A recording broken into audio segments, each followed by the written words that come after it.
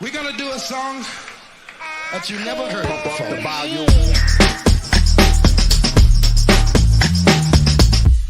Here they gonna get wicked.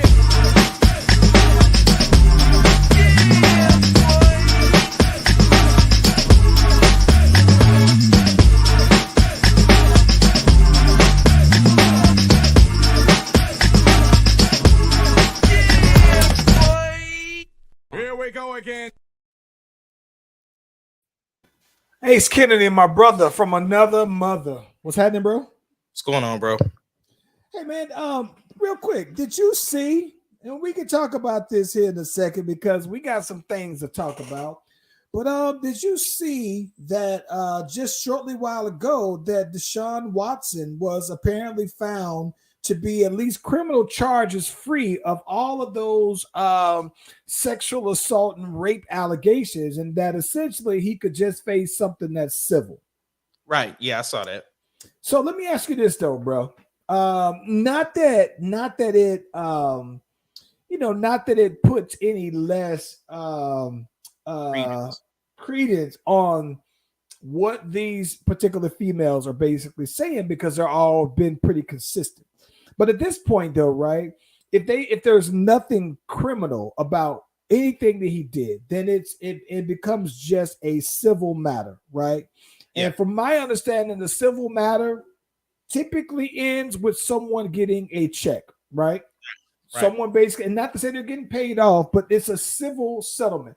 And the tough part about that is that if he then settles with them, is that an admission of anything, or does he just continue with this because he's basically saying, hey, if there's nothing criminal and it stays out there, you know, what exactly does that mean for him?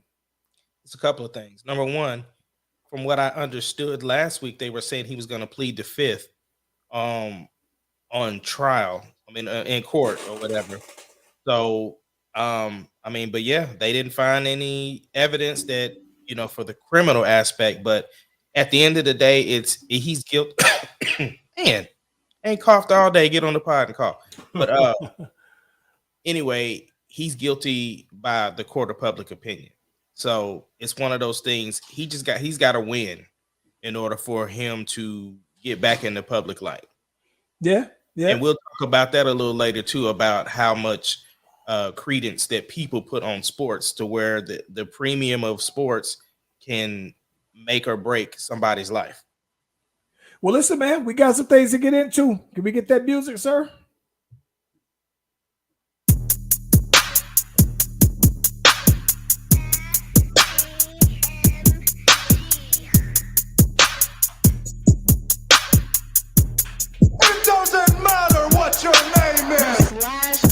Podcast, the greatest podcast of all time.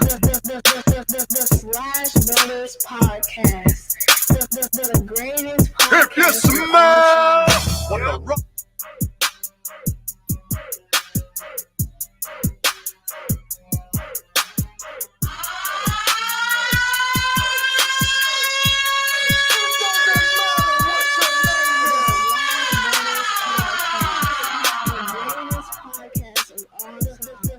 the Slash Brothers Podcast, the greatest podcast of all time. Try Jesus, not me, 'cause I throw hands. Try Jesus, please don't try me, because I fight. Hey, listen, if you haven't already, be sure to like and subscribe to the Slash Brothers YouTube and Facebook page. We are live on both platforms simultaneously. Ace Kennedy. What's up? Give it to me, man. With these gas prices out here, what is the best thing you've seen all week? Best thing I seen all week was Charlie had her Charlie had her kindergarten program, and she had a solo in it. So it was definitely the best thing that I saw this week. And not only did she have a solo, she was just gigging the whole time. Like music would drop and she'd be up there getting it. And then it would be like none of the other kids would be doing it. Matter of fact, I'm gonna see if I can show it on here. The way she was gigging. But yeah, now that was the best thing that I seen. Let's see here.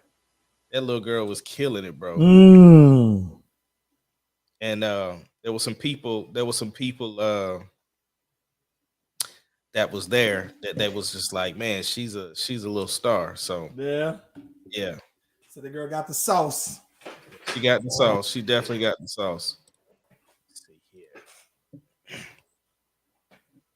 I'm gonna get it to the actual spot because she was killing it, bro. The music dropped and everybody else was standing there and she just started getting it. Let me see here. Right here.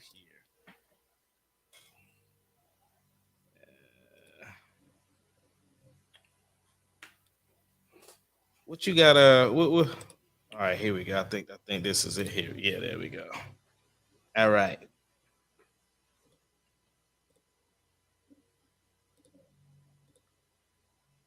It's so different not being in my spot, bro. Yeah. Yeah. All right, there we go. All right, so here she go.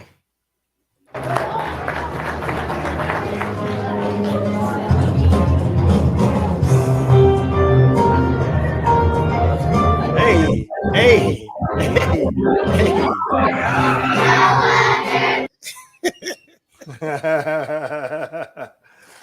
That little girl.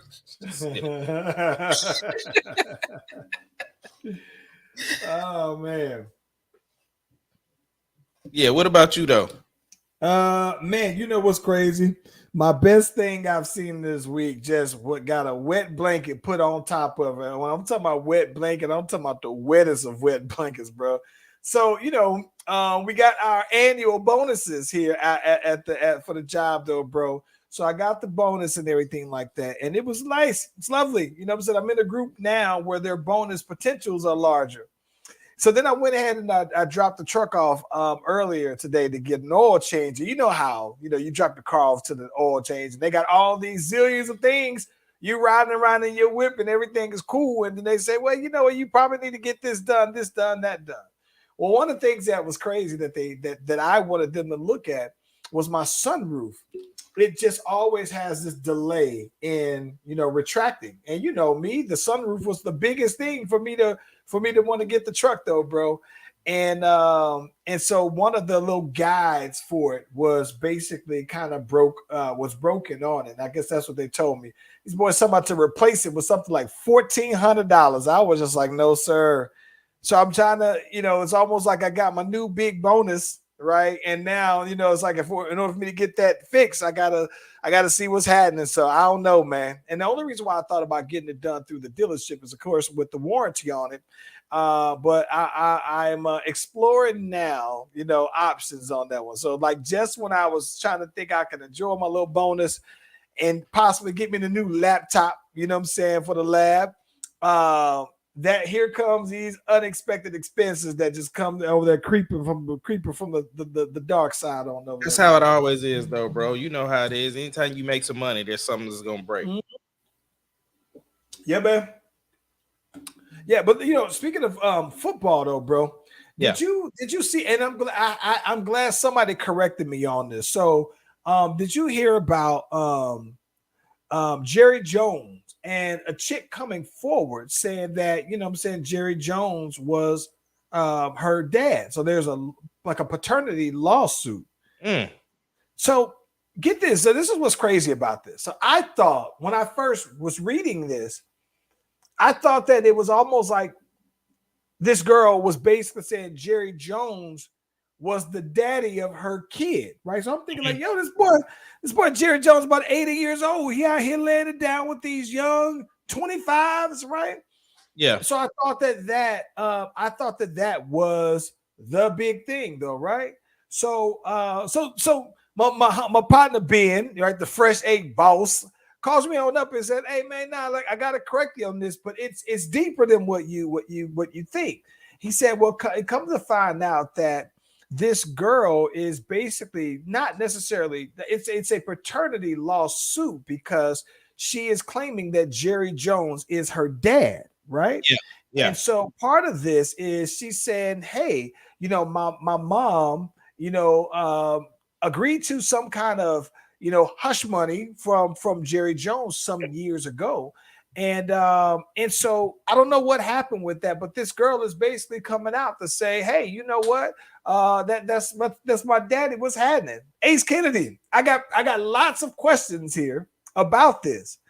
But my question for you is that here it is, Jerry Jones, the billionaire. It says net worth at least $10 billion, and at least 10 because I believe that's the value of the Cowboys, right? And so this girl hasn't came out like she's trying to get money, even though previously her mom accepted some kind of money, hush money settlement from Jerry Jones, right? So how would you advise Jerry Jones on this scenario? I think that even though her mom might have accepted some money, that's still her dad. So if the paternity test comes back right, then I don't care what you did with my mama, you owe me. Oh, now, well, that all right. You use a key word here. Oh, what do you mean by oh? Because if there was I wonder if there's any documentation, if if there was an NDA or something, because legally that is her parent. So unless she took the money and took full rights and said he didn't owe anything else, then maybe she doesn't get anything. So this is my thing. What if wouldn't it be different? What if this girl isn't looking for money? Right? Like I think that the way I understood it is that this girl, the mom back in the day, settled for something like $300,000 or some weird number like that, basically. Mm-hmm. And so this girl basically, while she apparently, who knows? I mean, that would have afforded her some type of cushy living, I'm going to assume. But I'm just kind of wondering, what if this girl, it really isn't looking for to say, you owe me whatever. She's like 25 years old.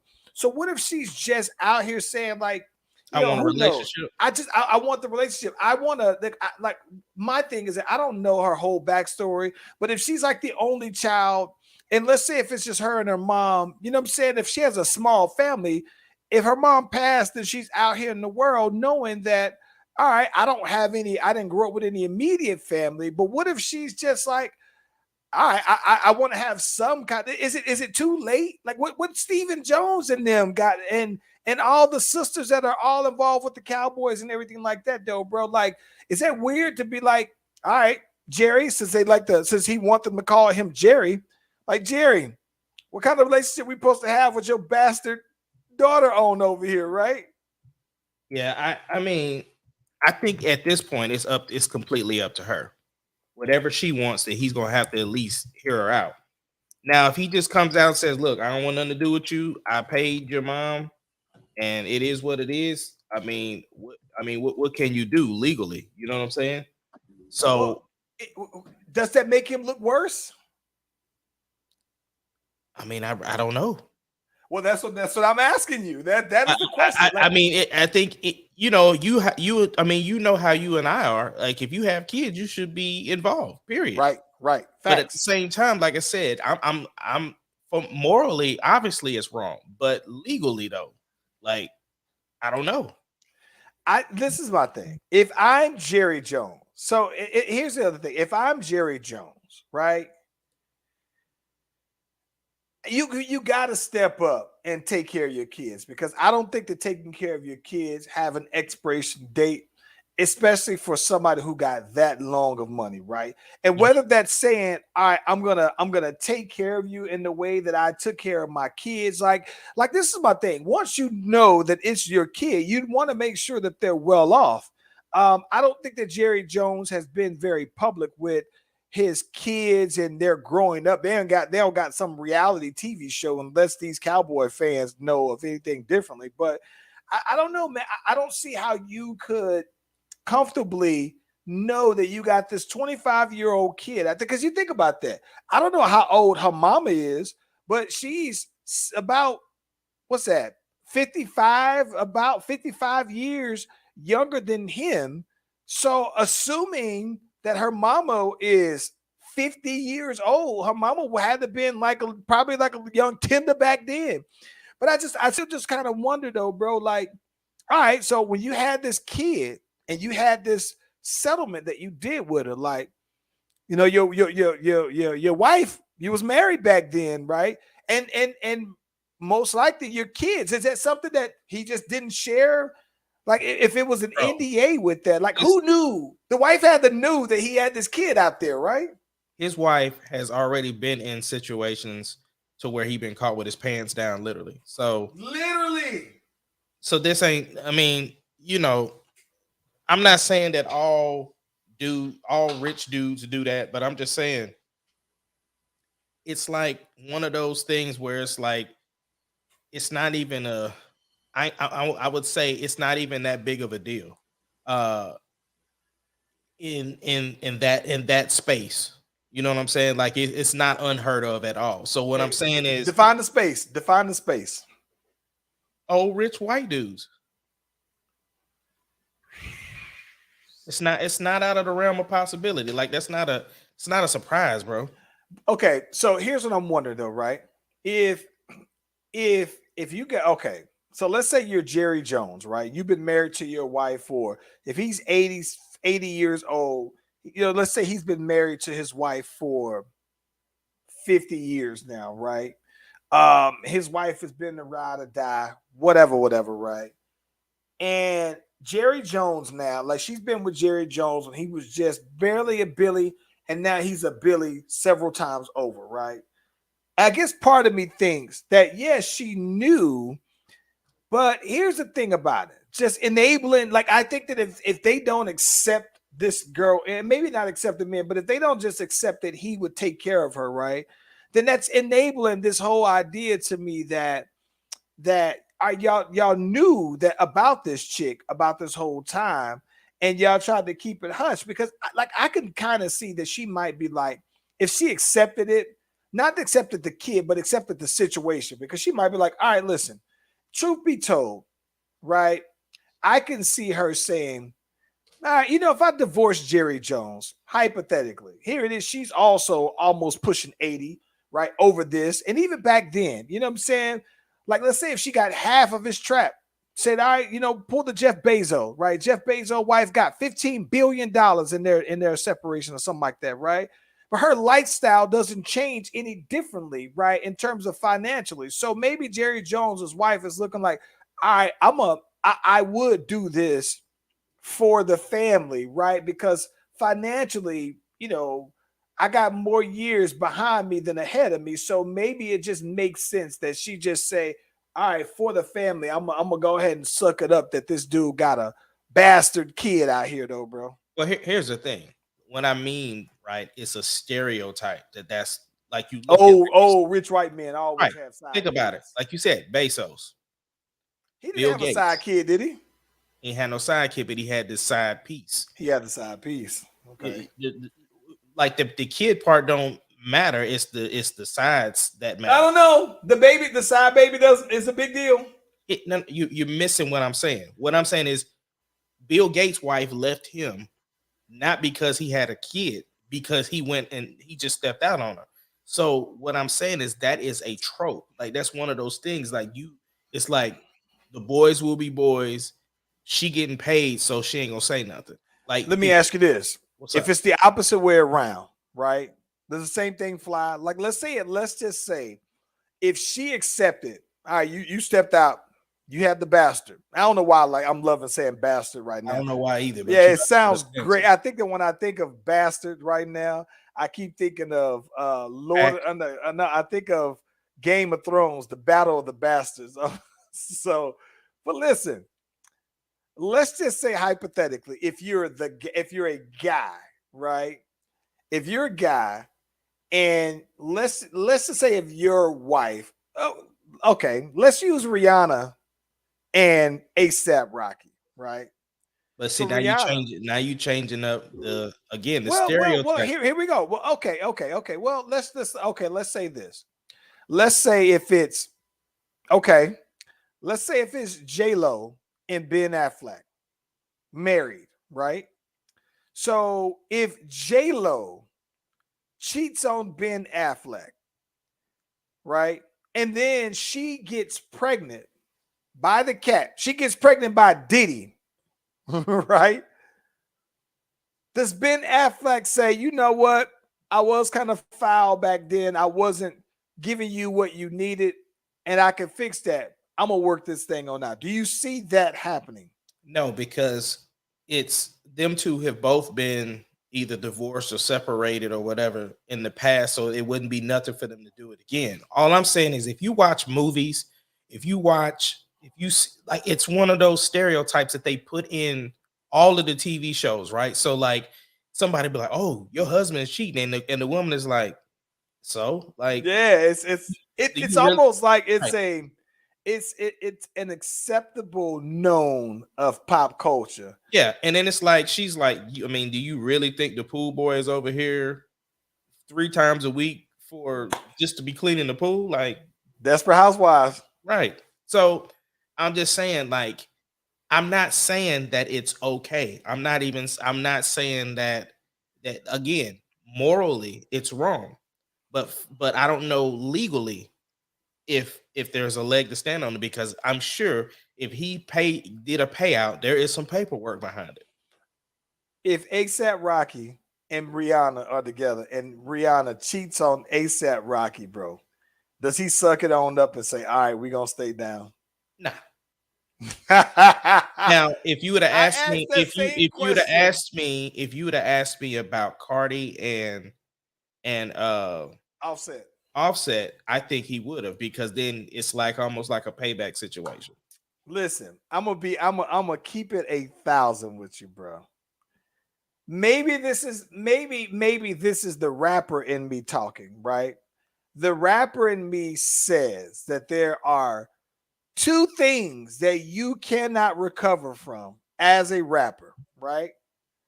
2 things are, if your girl cheats on you and it becomes public knowledge, you'll never recover from her cheating on you and then you taking her back, right? That's one.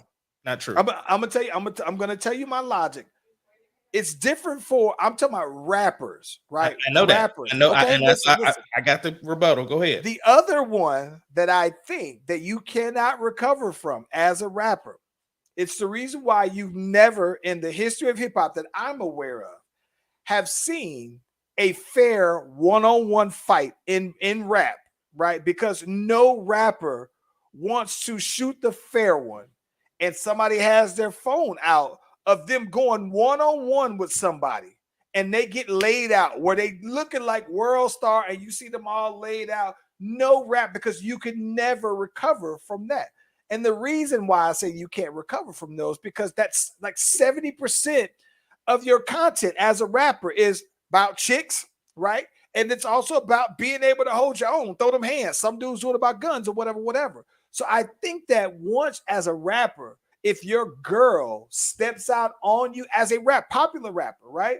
Your girl steps out on you, then to me, you lose credibility in your raps, because you've just talked about how you pull all the girls, you do this, that, and the other with the girl, and your girl steps out on you. Like, you can't recover from that. I don't. Tell me how. So how did Jay-Z recover? Because I don't think that, from my understanding, I don't know that Beyonce cheated on Jay-Z. I knew that Jay-Z cheated on Beyonce. They were both cheating on each other. Like, you didn't hear the story about the security guard? No, I don't know about Beyonce cheating. I don't believe it. I don't believe it. Ears have turned that off. I do not believe it. Beyonce would never eliminate. Beyonce would never. According to the rumors, that's what it is. Beyonce would never do such a thing. So I don't know about. I know you hold Jay-Z in high regard, and he's a rapper. Listen, and for that reason, right? That's exactly why I think that if if Jay-Z, if Beyonce, if it was confirmed that Beyonce cheated on Jay-Z, then at this point in Jay-Z's career, it's like, all right, when he's rapping about a female in his raps, you know he's rapping about But I Beyonce think in the new difference songs. is, I think the difference is too, is because he's married, right? And the thing is that like even with Offset going back to get Cardi, right? Was anybody like, yo, he tripping? Like, has his credibility changed because he got his woman back? Listen, I'm gonna be honest with you. If anything, it's boosted Offset, bro. It's boosted him because, like, I'm gonna be honest, because he slid out on this girl and then got her back. So I think from that regards, though, man, like it But the seems weird. difference, yeah, It is but I'm different saying because it's the guy. well, no, but the difference is because they're married, right? Now, before they were married, he cheated on Cardi. No, it's when they was married. Listen. No. Yes, listen, they already had the baby, bro. I know what you're saying. But what I'm saying is that while they were dating, it came out that he cheated on her while they were dating before marriage. But we're talking about the reverse scenario, though. So what I'm saying is this: the difference, though, the reason why the Jay-Z thing and Beyonce thing doesn't matter or doesn't hold that weight is because they are married. If they were just dating and then the girl cheated or whatever, like who was the chick that Quavo was with? Sweetie. And didn't they have some crazy stuff going on? I think they did have something crazy. And then like Omarion and his chick with Lil Fizz. Yeah, but I'm talking about rap. This is what I'm saying. Yeah. What I'm saying though, right? What about Tiny and T.I.? Okay, but it's never been confirmed. It doesn't matter because T.I.'s married. Right. No, it does matter. This is what I'm saying. Here's the reason why it matters. Okay, so this is what I think. I think right now. I think that now you almost got me backtracking from this perspective. All right. So if you're Offset, and let's say if you're Offset that you had never cheated on Cardi B, right? And Cardi B then says he finds out she's cheating, and rumor has it that she cheated with Moneybagg Yo, right? Let's say another popular rapper. No. How about you put the right person? Well, no, I'm saying not. Let's say she finds out that she's cheating with the game. There we go. Right? There we go. Okay.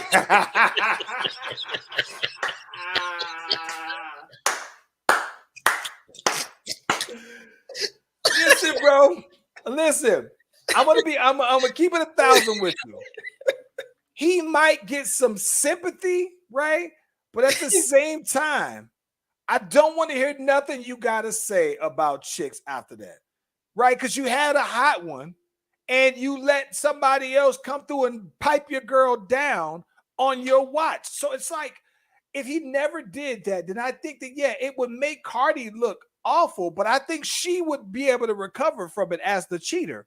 But I think that for the rap guy, now I don't see how you, but it's the same way. You can't never get whipped in a one-on-one fight, right? And then come back in the record talking about how you'll whip somebody's tail, bro. Yeah, you remember the dude who was at the baby knocked that dude out in the store, or Lil Baby, one of them babies. And he should never rap about fighting anybody or being tough. Because he was laid out, his pants was hanging down. Oh, yeah. And listen, if you want to rap about being a shooter, cool. Don't tell me you don't threaten nobody with them hands, because they don't work like that. If you get, and that's still something. But I think that that's the reason why in hip hop you'll never see a fair fight. Like your entourage people might get in there. You might get a sneak punch in. You might do something, but there'll never be a time where you have a fair just fight, no guns involved, straight hands. Never happened in hip hop, because nobody wants to get laid out there on the ground on camera, bro. Nobody. Yeah. Yo, speaking of rappers, bro, we got some more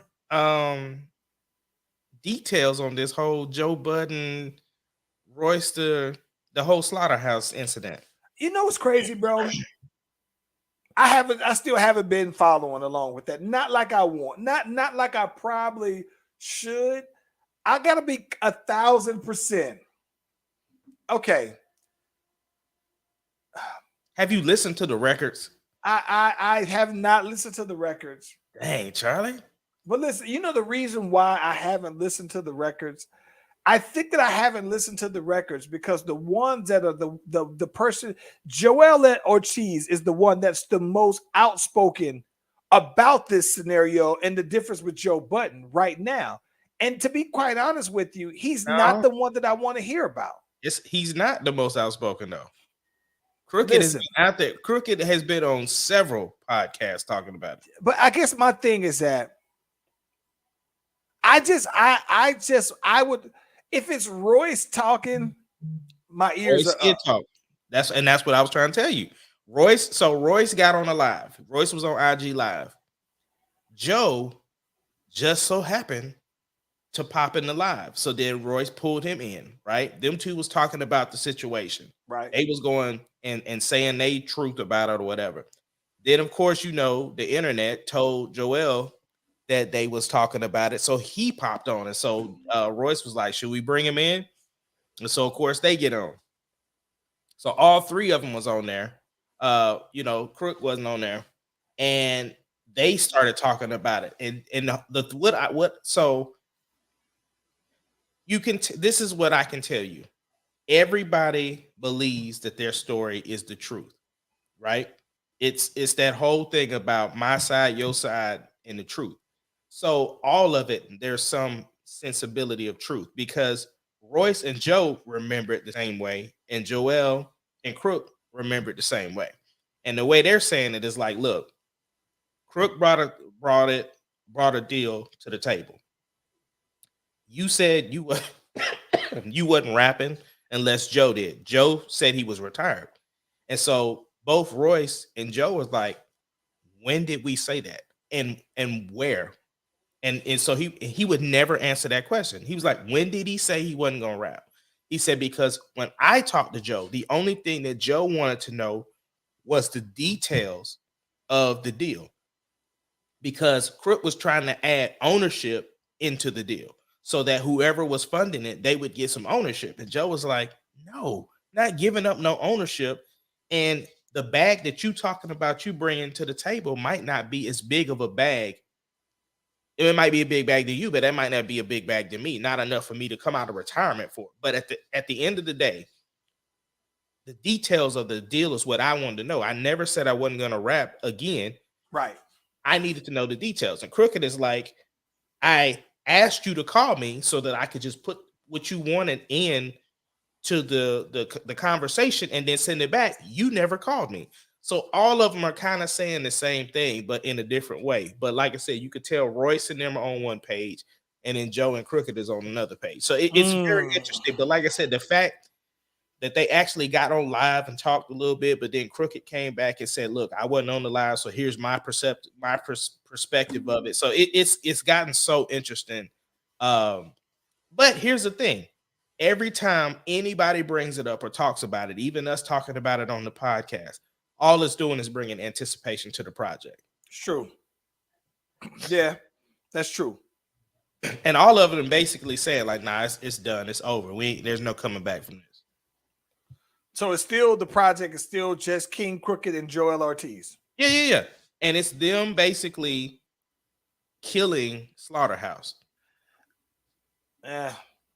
But you need to listen to the songs though to hear their side of the story though. I think, like I said, I like the little mini series that they doing. I like the videos, like everything.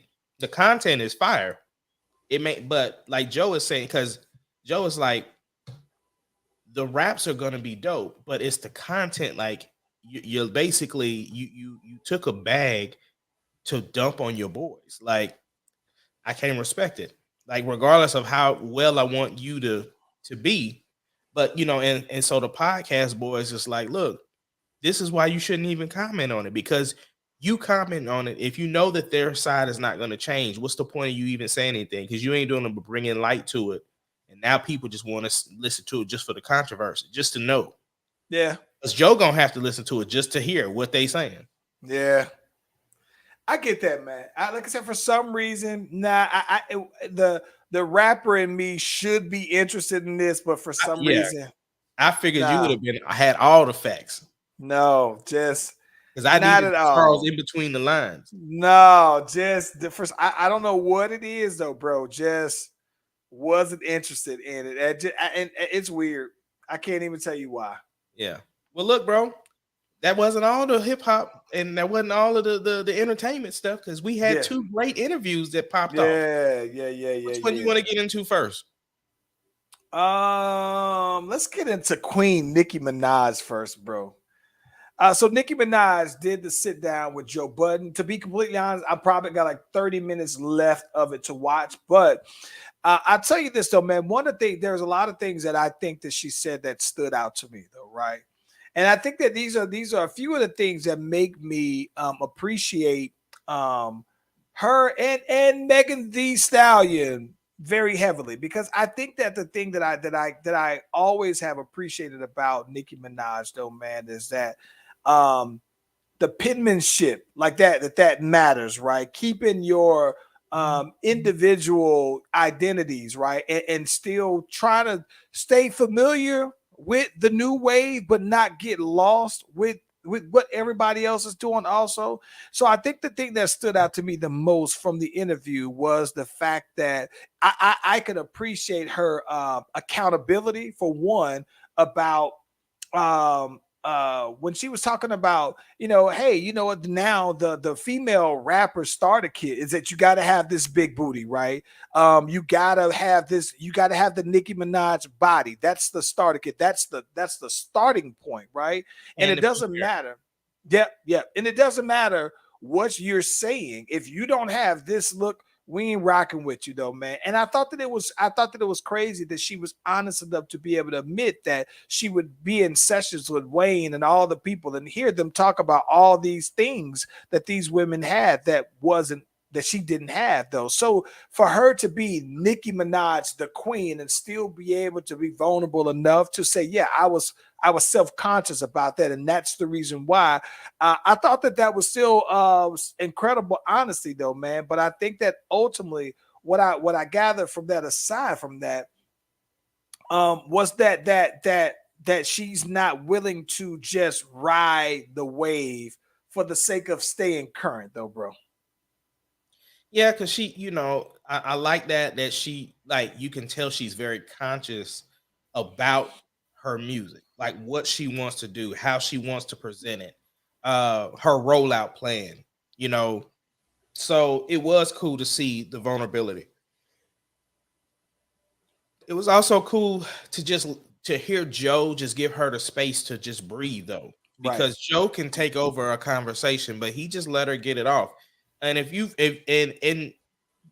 the rest of the 30 minutes is pretty much talking about more of the same. They're just talking about what her future plans are, what type, who she would like to see in a verses, that type of stuff. She was, very, very dialed in on the message she was trying to get out. So I think that one of the things that I think when it comes to, I mentioned accountability, right? I thought that one of the things that was interesting is that they were talking about the New York Mayor, Eric Adams, and talking about the impact of drill music. He let his son hear it. I mean, his son let him hear it, and he was just like, oh, this is a detrimental, sound to youth and all this other stuff, though, man. And it's one of those things that I think that hip hop has always had the stigma from day one, right? Never mind what the other genres are doing, everything like that. I thought specifically that stood out to me was when she brought up the sex, drugs, and rock and roll, right? And then people bring that up and never talk about that, but always have jumped on hip hop. And I thought that that's something that I at least appreciated, though, man, that it's this is just the new thing, right? At one point it was Eazy-E and them talking about, the impact of NWA. It was Eminem having people boycott his music and stumping all over the records and everything like that. There's always been something with hip hop. And so I think that, at least from my perspective, that it was cool to see that she was very much aware of that, though, bro. But it confirmed, though, man, like, she's the GOAT to me, though, bro. And the whole interview, The whole interview was everything that I love about Nicki so far, though, man. Like I said, I haven't seen the last 30 minutes of it, but everything that I heard, I was very much impressed with it, though, man. Yeah, I like that she was saying that when she was putting out records, she didn't want to put out the explicit record. Like she wanted to have bars. The other thing, I will say she's the GOAT, but I still have Missy ahead of her. The GOAT rapper. Missy is a rapper. You see, I agree with you. I think that because this is the thing I think. So I think that the reason why I think that Nicki is the GOAT is versus Missy, right? I think that Missy is a great overall entertainer, right? And I think that she also sings, right? And I think that she sings great. She's right. She does all of these other things great. But I think that because I'm just talking about the GOAT rapper, I think that because Nicki only raps, that those other things that Missy do takes away, it adds to her overall songs. But just talking strictly as an MC, I think that it takes away from it because she does so many other things well. See, I think that's the reason why she gets GOAT status, because of everything she does. I think that when you have to sit there and say, well, you can only like if you said we can do a verses, but you can only do this, like whenever you got to limit it, then you're trying to give the other person an unfair advantage. The point is about a female artist. She's a female artist. She's a female artist. Right. But I'm talking about rapper, the best female rapper. Rap. I understand exactly what you're saying, but Nicki Minaj has also sung in songs too. Now she doesn't do it as often as Missy, but the point is, like you said, what my thing is that for me, and I'm not this is not a direct comparison.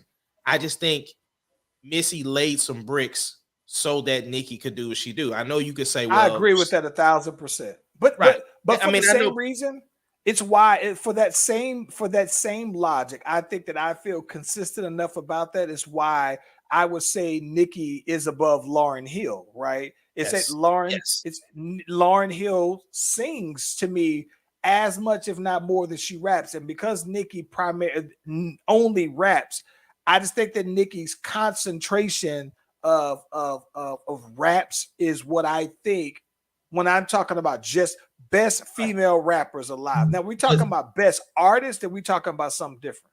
But here's the other thing too, is because Nicki also brings a performance aspect that other female rappers don't. Like her showmanship reminds me of Missy. With her changing outfits, her doing the crazy hair, I'm looking here. I'm looking at Mark's comment. He says, "So is female lyricist what we looking for then with Nicki, bro?" I don't. So this is my thing. That's a good question, right? Because if you just want to go only off of lyricism, right, you can put on Rhapsody, and I can listen to Rhapsody. I'll say, would you consider her better? What about I can listen to Rhapsody all day long, bro. But what's her name? Papoose, Remy Ma. Yeah. I'm gonna be 1,000. I like Remy Ma, the personality. I've never been a big Remy Ma raps kind of guy. Okay. But this is weird because I absolutely love her. But I've never loved her because of her raps. I like Remy Ma, the character, the person, basically. Yeah. But here's the thing about it. I say that the reason why this is a good question, though, man, because when it comes to this is the thing. This is the reason why I think for me, when it comes to female lyricists, it's like so even when you talk about the Brat, right? Right. So let's talk about the Brat is high on my list. The Brat's high on your list. Here's a reason why I think that I personally would put like Eve higher than the Brat, because I personally just thought that the Brat pen is no doubt, right? You know that she can just rap. But I think that what I liked about Eve when she was on is that she had different content. Like her songs, she was rapping about stuff that other females didn't necessarily rap about. And I thought that, I just thought that her delivery and everything like that was dope. Rapping skill was dope. But I think that her content was just different. And I don't think, to be quite honest with you, I don't think that there are very many other hot female rappers that rap that come anywhere close to the variety of content that Eve did. Like when Eve did the Love Is Blind song, I thought that was incredible, because not just that it was that some of the female couldn't do it, but that when Eve put it out, that she was one of the hottest, right? At the time there wasn't as many, but she was able to put out a song at a point in her career where it's like, and I think it is one of those songs where a female can put that song on, say, when I was going through something, I put this song on. To be honest with you, as dope as Nicki is, I don't think that Nicki has any of those kind of songs, right? But I think that Nicki, when it comes to the rapping ability, bars, metaphors, delivery, I think that she kills everybody else on it. The thing that I think that is interesting is when it comes to lyricism, it also includes storytelling in that. I don't know what Nicki Minaj would sound like if she was just doing that kind of deeper emotional tap in type of song. Like that would be different though, bro. Where does Lil Kim fit in your ranking though? Oh man, so I'm gonna say for me, Nicki is number one. Lil Kim is probably like number two. Probably like number two. And here's the thing about it. With all things considered, right? I think that Nicki, in the time she's been in the game for 12 years, though, bro. And I think that Nicki has more content than Lil Kim.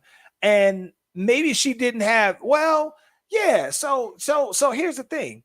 I think that now that I think about it, I think that Nicki Minaj has had a bigger, even though Lil Kim may have influenced Nicki, I think that overall Nicki has had a bigger influence over hip hop than Lil Kim has. That's hard for me to admit, but if I can not put Nas in my top 5 like everybody else, then that's why I feel okay with admitting that Nicki has influenced hip hop more than Lil Kim.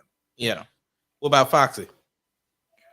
Oh, Foxy's probably like number 3 on my list. It's Nicki, Lil Kim, Foxy, the Brat, and then maybe you know what? Just for my own liking, I would probably say like Queen Latifah, right? But who I thought would have been up there would be Shauna, who was with DTP. And I feel terrible, but I never got the career that I thought from her. Like I would have loved if they would have really capitalized on her, because I think by far she probably is the most skilled. I think that she probably is.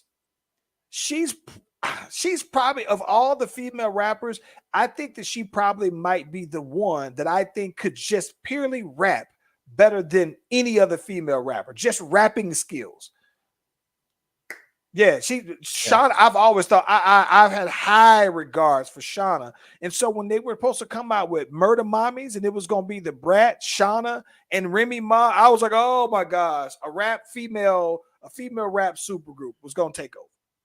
Yeah. Well, let's get into this other conversation, bro. What's up with the game? What'd you think? Was it everything you thought? It left some room where you can desire more, but I think that the one thing that is interesting to me though, bro, is that I love the interview. I thought, to be completely honest, man, I thought that it was very engaging though, man. Like listening to, I thought it was crazy that he drank that whole bottle of tequila like in a shot. Like his drinking, next level, bro. Yeah, he's like, listen, man, I thought y'all was trying to be literal on his drinking champ. I'm trying to show y'all I'm the drinking champ. So I appreciated that Nori and his partner was like, showing some concern. Like, you ain't gotta do that, bro. You got it. You know what I'm saying? But aside from that, I thought that his story, like, I thought that his story, his timeline was dope.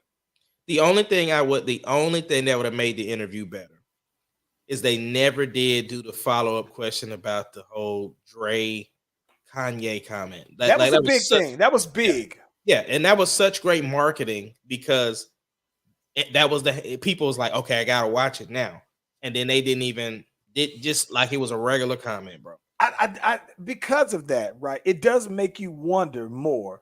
Like Kanye did. They said what he said in the last 2 years, 2 weeks. right? 2 No, weeks. 2 weeks. 2 weeks. So I'm wondering, right? What if this new Drillmatic, right, is produced mainly by Kanye? And what if Game felt like this was the best Game album of all time? He did say that. He said this album, he said no cap, this album better than the documentary. The documentary is dope. The documentary is and he tough. said it's better. He said it's no cap. I think that, listen, I'm gonna be honest. I think that it should be, right? Because at this point, you got a more comfortable Game. He's comfortable with his voice, he's comfortable with his sound. He should be more comfortable. And I think that it should be better. I've always thought that rappers just get better, right? With time, you just might not be as popular. But I think that rappers, you learn if you're always active, which Game has he's never went dormant. He's always done something. So I think that rappers just get better with activity, though, bro. So I can see he might be right with that. But Dr. Dre, like, what did you think of his when he was breaking down his bars and how he had thought it was crazy. Thought it was crazy. It was ridiculous. I listen. I caught them the first time when I heard it. I knew exactly. Yeah, I caught all of them the first time. But I think that the breakdown of it was still fire though, bro. Ain't nothing like, you know what I'm saying, when you know you got a cold scheme and you panning it out to somebody and you watching somebody make the boo-boo face, not just from the beat. You hear a beat and you like, oh. But when you see somebody rapping and then you hear them going off, but then a next level when you say, take the music aside, this is a cappella. This is where I was going with that. And you like, yeah, I love the thought that's behind that, bro. Thought it was fire. I listen, I stopped watching when Whack 100 got on, bro, because I get enough of Whack. I'm over. He brought it up twice, that point that you was making about, like, I see you with your wife, you don't act like that. But when you get on camera, bro, you just next level. Yeah, like don't get me wrong. I can understand if Wax like that. That's my money maker. You know what I'm saying? That's how I make bread. Do whatever you gotta do. But it also tells me that it's almost like a personality. There's Whack 100, the person, and then there's Whack 100, the personality, the internet personality, though, man. So I don't know, man, but like he if there is something going on, and maybe people want to know what he thinks because they know he's gonna say something, but I think that he does give them I think that he gives them something. He gives them that sound bite. He keep his name in the media more than the rappers that I think that he represents, though, bro. So yeah. I don't know. So recently Russ came out and basically said, man, that his fam's probably not coming to any more games. Like, you know, the harassment, everything that's going on, his people don't even feel comfortable coming to the games anymore. What's crazy is because the media are the ones that kind of started some of this stuff, but then they gonna turn around and comment. Like when Stephen A was talking, I was just like, because I get it. I know Skip is the one that calls him Russ Brick, okay? But you basically let that catch on. And so it goes back to what I talked about earlier in the year. I saw somebody call him Dressbrook. And this, I'm not going to even lie. I thought that was hilarious, bro. When they called that man Dressbrook after he wore that dress on there, I thought it was hilarious. I said, you know what? West Brick is that's basic. Dressbrook is platinum plus, bro. That is A1. Yeah. But I mean, again, that's random trolling, right? But when you got people in the crowd talking about we want you to die and kill you and your family, like that's what I'm talking about, bro. Like anytime that type of stuff happens, you gotta ban them people for life, bro. People think, okay, so people think that when you pay your ticket that you can come out there and say whatever you want to a player, though, bro. Like, right. and maybe, right? People say, oh, this NBA is soft, but I don't remember in the Jordan era that fans felt so empowered to just, you know what I'm saying? Yeah, like you can say certain things and everything like that, but nah, sometimes you can get out of pocket. Here's the thing, though, bro. On our test, bro. Yeah, yes. Listen, part of me also feels like, all right, if you just ball out, bro, there's nothing that they can say, for one. The other parts of that too, though, man, it's like, all right, brother, do you say, well, listen, man, you get paid $49 million a year. That comes with the territory. That's what you're getting paid to be able to have the skin tough enough to do that. You're not when you talk about people, family, bro. That's not what you get paid for. You get paid to talk. You can say something about Russell. Because see, like Russ said, look, I've heard people say stuff all day long, but when it is involving my family, not my parents don't want to come to the game, that's a whole different thing, bro. Because here's the thing. Like, if you think about it like this, right? Let's say you at Briscoe, right? Somebody say something to you all day long, but then if somebody says something about Landon or Nicki, it's not going to change. It's not going to change for you. Two things about that. I can't, if they're talking about my play on the court, right? I'll never take anybody serious who can't do a left-hand layup. That's the one. So my criteria for if I want to listen to what you're saying, if you can't lay it up with the left hand, we can't even talk about basketball. That's one thing. Right. The other part about it is that I refuse to ever get into an argument about somebody with somebody who's an argument, right? With somebody who's under 25, because you haven't played enough basketball, right, in your lifetime. And then there's an age difference because I'm 41, right? So the fact that when I was 20 years old, right, if you can give me one bucket on me at 40 something, right, then that's I thought, at some point I was them. But yeah. I think at the same time, no, go ahead. So somebody said, listen, bro, you out here missing all these shots. That's why you missing them shots at home.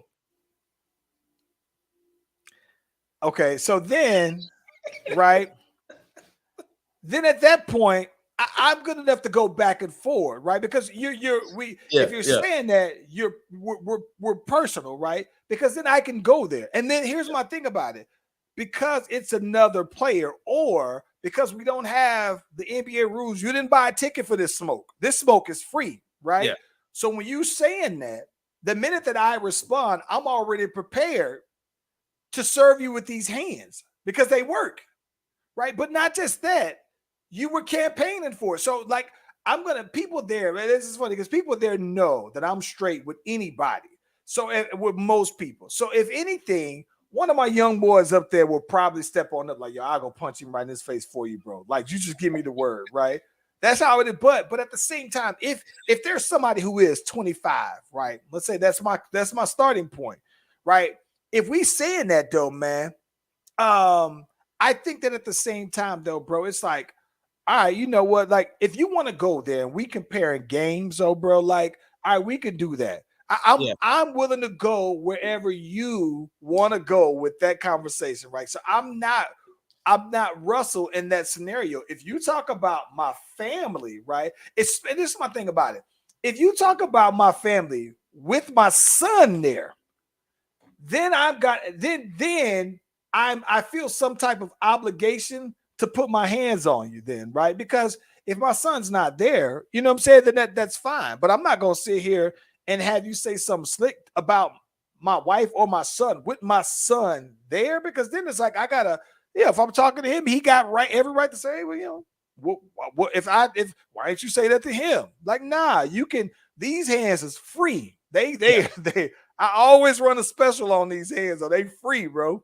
Last thing before I get you out of here. But listen, the Lakers are trash. They done. If you lose the way you lost to the Rockets, they done. And here's the thing about it. I know that they done because they blamed Russell Westbrook for the reason why, and Russ played good. He had 30 points, only had 2 turnovers, and they got blew out at the start of overtime. How you get, listen, overtime means that we starting out 0-0. How within 2 minutes you already down 10 points? It's because them boys don't play no defense. Listen, Russ missed a layup when, like you said, they was already down by 8 points. Like, stop. Like, that layup was not what caused y'all to, like, cut it out. Yo, last thing. So we finally got Ben Simmons back on the floor. He did the warm-up. He didn't play in the game, but he did go in hostile territory to warm up. And him sitting on the bench and his boys still blew out them Philly boys. Hey, I'm going to keep it 1,000 for starters. I'm not too into flashy things, but the Louis V hockey jersey, A+. Top notch. It was platinum, though. And I could at least appreciate that the boy said, nah, I'm about to go out here and style on all you clowns out here. That's one. But Ace Kennedy, it told me enough to where when we had the conversation, you said, if Philly wins everything, is it justified that James Harden going there and they're not going to win it? Because that game confirmed to me everything that I thought I knew about James Harden. One, right? Big game situations. He ain't that dude in the big games, right? If it's a regular games with nothing, no, he's straight. That's one. But the other part, right, is that he tapered off going toward the end. He bowed out early, right? And so my thing is that, I don't get me wrong. Them boys play well together. Probably a better fit together, them two, than Ben Simmons and Joel Embiid. But I think that, bro, nah, there's no way that after watching that game that you can tell me that Philly would beat them in 7 games, because history tells me that James Harden is not up for that challenge. And history also tells me that I've only seen one time that Joel Embiid has been equally up to the task as well. So if they have to play again, I would pick the Nets in 6. I hear you. Yeah. I don't listen, bro. And this is the thing about it. I was telling my dude Courtney, shout out to the boy Courtney Davis, because he was saying I would have loved to have seen this a more competitive game. I didn't. I thoroughly enjoyed watching them boys get whipped, and I think the part that I appreciated is that it shouldn't have happened that way. You can't get on your home court and have this man getting booed on his return out there, and then you out here lay a goose egg out there. Like, get out of town, get him out my face. I'm tired of everything that has to do with it. Nah, I'm tired of the passive aggressiveness, all of it though, bro. Like, I thoroughly enjoyed watching it. Maybe it's not just Philly, but I thoroughly enjoyed watching him get out there and get whipped, bro. It did something for me. So that's get him out of here. Nets in 6, bro. Listen. I'm gonna listen, bro. I'm gonna get us out of here on this because I don't want to jump on this one too long. But I think that the part what I saw in KD that I don't see in James Harden is that will, right? The will to say, nah, you know what? I'm not gonna have my dude come back to Philly and they boo my dude.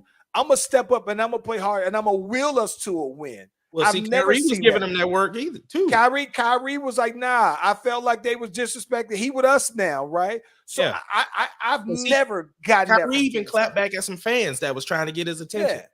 I've never gotten that from James Harden. So, and I'm like, nah, bro. Like, I was glad to see them boys out there lambasting them, though, bro. Loved every bit of it, though, man. Yeah. What you got up for the weekend? Listen, man. I got a few things though, bro. So my homeboy Courtney, his son Blake's, it's his birthday. His birthday was a couple days ago though, man. So they're having a party for him though, man. Real modern new stuff. They got a little VR party for him and everything. So we checking that on out though, man. My new season's picked back on up though, bro. So we starting a new league, new season out there, man. So we first game of the season. That's dope. And like you know what, I've been trying to so you know this, and we could talk about this offline, but you know, I've been looking for some more basketball shoes to play in outdoors, and I've been trying, you know, my yellow Pumas that I had in the video we did. Yeah. I like those enough as everyday shoes, right? And I'm tempted to just wear those to hoop in outside. I just know that if I do, they're done by the end of the summer, though, bro. So why don't you look and see if they on sale and just get you a pair? You're balling. I think because they are on sale, but I don't know if I want to have 2 pairs of the same shoes. And then just think about it. The shoes don't cost that much. The shoes literally, bro, I look and the shoes literally cost $50, right? But I'm just like, I didn't want to just. So get a different color then. I might get a different color, but I like the yellow though. I wouldn't mind playing in the yellow though. They look fly. Just get them and play ball in them then, bro. I think what I'm gonna do, but you know me though, bro. And so I think for me to get them, I gotta have another pair of yellow shoes to replace them in the lineup. So I'm thinking about trying to get some Pollins though, bro. The J's. Well, look, man, that'll solve everything. What you got going on, man? I got a show tonight. I play the drums tomorrow, and then I got to the church house on Sunday. So busy. Oh, and that's the other thing too, though, bro. I got an idea for my video that I want to go ahead and do. And what's crazy about it, though, man, is I want to wear yellow in the video anyway, though, man. So I'm thinking that it might be about time for me to go ahead and replace these shoes anyway with some new ones. So I might have to go ahead and get me some Pollins, or get me the white and yellow lows. But yeah, man. But hey, here's the thing about it. It's really been, I'm talking about, it's really been a tussle in my head, bro, about wearing these. You won't even spend $50 on yourself. I love these shoes. The yellow one, like they're not they ain't the most expensive. They're one of the more comfortable shoes that I have and everything like that. And I know that the minute that I wear them out at the park, they done by the end of the summer, though, bro. And I know I could easily replace them, but it's something about them, man. I don't know. Yeah, I'd rather buy me some shoes, buy another pair that are meant for outdoor hooping, and I don't know. But I'm talking. But this weekend, I'm gonna be looking around for some new kicks to hoop in, though, bro. That's what's up. Well, Mark knows everybody. We appreciate you for checking in, boss. And enjoy y'all weekend. We the Slash Brothers. Thank y'all for hanging out with us. We'll see you Tuesday. Peace out.